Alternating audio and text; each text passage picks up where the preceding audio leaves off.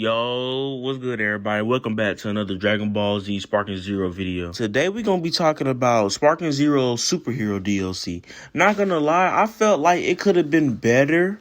Even though some people may get mad at me when I say this, but I actually like this DLC. I feel like this DLC is better than the Diamond DLC. I also felt like it could have had a lot of potential, as in like we could have had more characters, more stages, and a better story mode, or could have had a story mode with it instead of custom battles and stuff, and a what if scenario in it too. So let's go ahead and get right into it.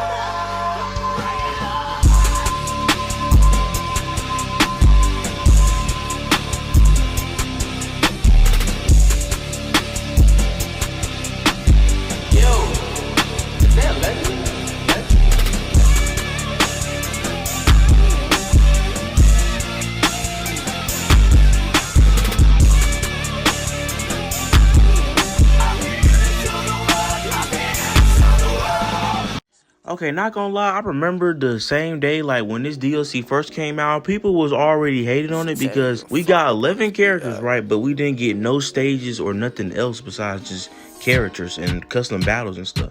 So basically the first thing that we're gonna get right into are characters. I felt like they should have added 3 more characters, and that was 10 Goten, 10 Trunks, and Pan. Oh, and I also forgot about Gotenks also.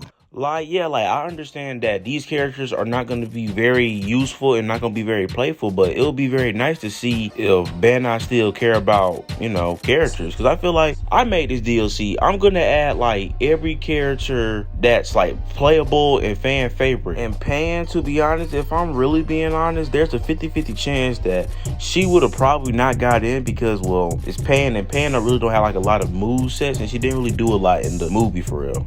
Now, for Krillin at 18, they should have just got their costumes from the superhero movie, so it would be a waste of time if they just added new characters. But now that I have discussed the characters that I would have wanted in this DLC, we're on to the next one, and those are stages.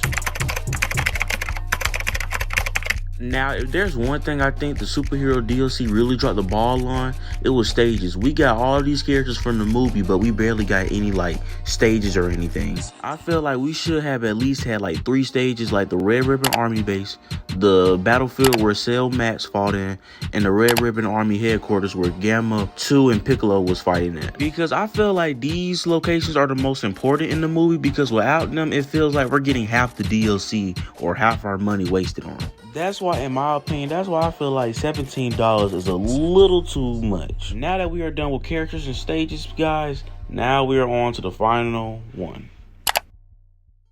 Now, if I'm really being honest, I really felt like this could have been the most biggest DLC of all time. Because I really felt like for Gohan and Piccolo, they should have had an episode battle where, like, a superhero, like, after you're done, completed the main story of Gohan and Piccolo, then you get the access of superhero story mode. Just how Gohan's story mode should have started, like Pan get kidnapped. After that, he fight Gamma 1. After that, Cell Max awaken and all that. And then after that, he fight Cell Max for a bit and then awaken Beast and then destroy him. Now for Piccolo, I think it's gonna start out when he infiltrated the Red Ribbon Army Base, then fought Gamma 2, and then came back and then unlocked Potential Unleashed and then awakening Orange Piccolo and then battle Cell Max. And then for like some like what if scenarios, I felt like some that I have came up in mind were like, what if Gohan awakened early? What if Piccolo killed Cell Max early? What if Gamma 2 survived? Or what if like Cell Max reaches his full power? I'm not gonna lie, I did kind of came up with this one scenario. Like I said before, what if Cell Max reaches perfection? Now, I felt like if they were to do that, he would not be playable, and I feel like they would treat him exactly like Gohan Black. Make him an exclusive what if boss character that only appears in episode battles. Now, okay, I say that the what if Cell Max reaches perfection should stay on Gohan's story mode, and for Piccolo's, it should be what if Piccolo killed Cell Max early before Gohan did. But all of these are just my opinion, but guys, let me know down in the comment section and like what changes you would have made to this DLC. Did y'all think Bandai do a good job on it? Did y'all feel like the prices were too high? But if you enjoyed this video, make sure to leave a like, subscribe. If you're new, turn on notifications so you don't miss any type of content on this channel. Thank you all for watching. I'll catch you guys on the next one. Peace.